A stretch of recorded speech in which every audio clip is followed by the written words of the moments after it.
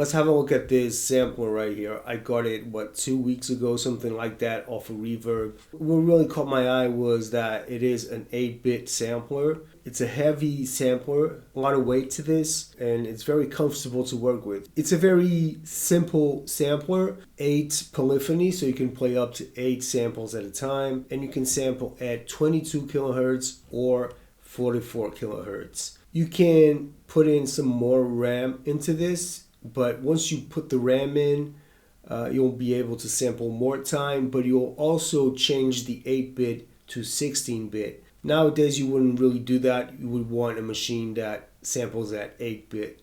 But from what I understand, if you do put that RAM inside of the sampler, you won't be able to go back to 8-bit. I would say that's the best thing about this sampler. Then you have 3 modes, which are play, record, and edit. The play mode, you can do things like how you tap a sample, like if it's reverse, if it's looping, or if it's just a one shot, like that. Then you can choose the sample. For the pad, you can pitch it.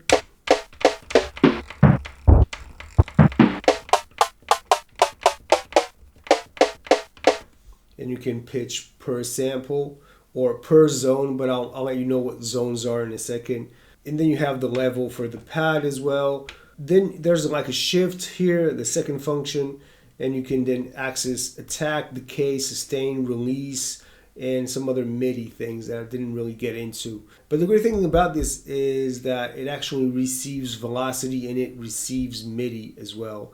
So you can actually be playing here with your MPC and sequence the machine, because the sequencer in here isn't all that great. Low limit and a high limit tells you the range of the zone. So I can say like the low limit is this pad and the higher is this. So that's it. So it's kind of like, I would look at this machine, if you're from the MPC world, this is kind of like a key group program. You can select the range in which the sample can play and pitch up and down. So I can say like, okay, the higher limit for this will be, and if you notice, you can layer samples as well. When it came out, I suppose this was done for DJs so they can trigger samples while they were playing the records. So they have the record players connected to this, and then you can mix in between the sampler and the record player, because you have like this fader that does that. You have several levels here. This is the sampling level for the inputs in the back, and you have the mic volume for the input in the front, and then you have the master volume. Then we get into the record section, and this is where you come to record. So you press the record, you sample something,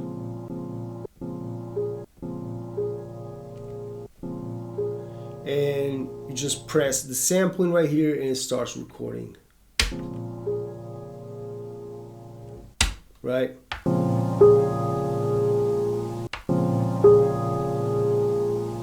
Now you can pitch this.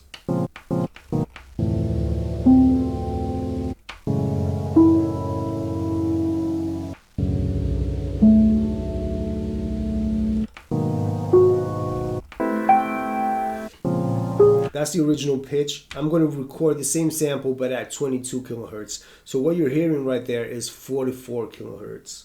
So let's record this at 22. Right.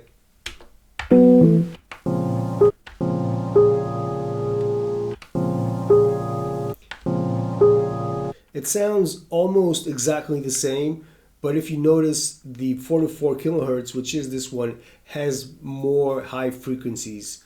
Okay, and the second one kind of has a little bit of a low pass on the top end. That's 44.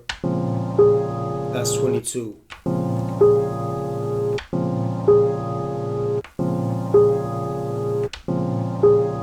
I'm going to pitch this one to 22 kilohertz.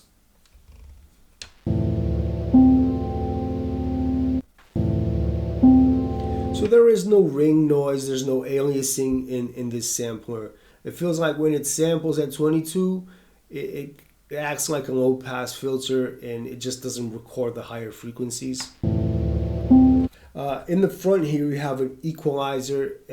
That basically works as a low pass filter. Because of the 8-bit, when you're sampling higher frequencies, you'll get a lot of noise. You get a lot of distortion. Sometimes it's just too much. So you can EQ that out straight from the input. If I was to sample like a drum loop,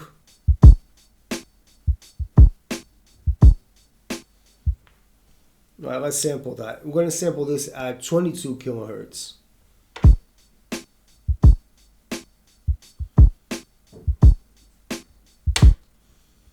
Right.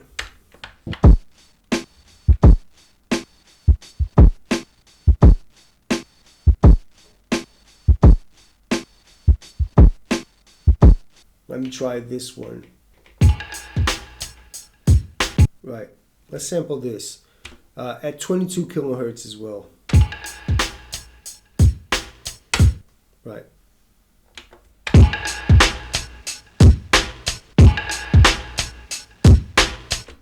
And I'm going to sample at 44 kilohertz.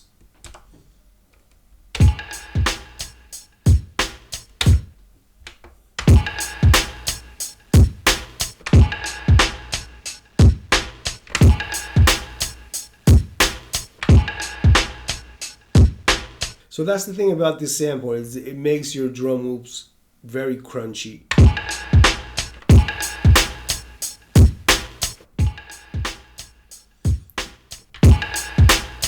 One thing I didn't mention about this is that the sampler is a monophonic sampler, so whatever you're sampling into this samples mono. The biggest problem about it is that it doesn't have a panning system. All the samples will always stay in the center. That's the biggest issue that I have with this. Like, it's obviously a node sampler, and you're not going to expect too much out of it. Panning would be very useful, especially for a mono sampler.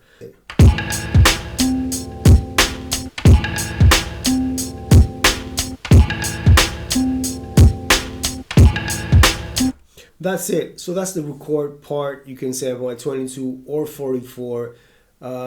Some drum loops, some samples won't sound as good as others. You might get a lot of noise depending on the sample that you're trying to put in here. At the bottom right here, you have the edit function, which is where you can chop your sample. So like, there's a bit of space here at the beginning. I want to chop that out, go to the start, change the start point. Okay, that's good. Back to the play function. You can normalize the sample right here, which is really helpful. I've told you about the faders. Then we have the sequencer right here, and the sequencer is not really a sequencer in the sense that it loops back. This one doesn't loop back to the beginning. You want to start recording, you can press start recording. It records your performance, and then when you want, you stop it. And if you want to play it back, you have to press play for it to play back. It doesn't loop back to the beginning. So in that sense, is really not very useful for music production. But if you're just jamming on the pads and if you want to record your performance, you can do that. You have 4 tracks. There's no way to overdub over a track. So if you record a track, it's done. Like, there's no way to get more sounds into that track. It doesn't overdub. If you want to record into that track, it will erase everything that is on there. In this case, I'm using the MPC to sequence whatever is inside of this Roland sampler. So I just go here into a MIDI track.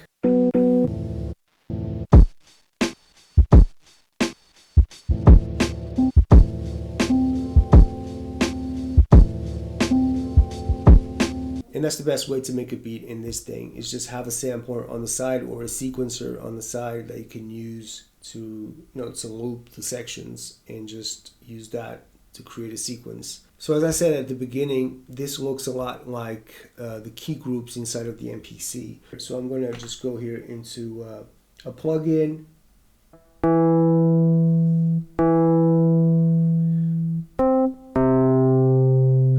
So I'm going to sample that note in here. So I'm just going to record that at 22. Okay, and that's done. So I have that sound now playing inside of my 8-bit and just using the MPC to create some chords, or I can even play it right here.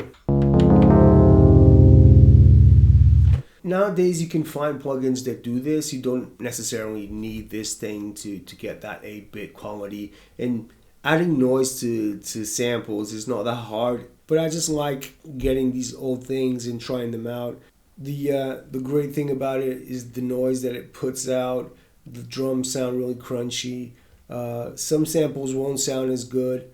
Other samples sound really good inside of this machine, which nowadays you can almost get out of plugins. So it's not like a sound that's out there, but it's good to have in case you find this for 100, maybe 200. Get one because it's just fun to have in the studio to play around with it. I had never seen this machine before. What I do nowadays, just for the channel, I'm trying to get these old samplers, try them out in the channel, let you know in case you've never seen samples like this, because I had never seen it as well.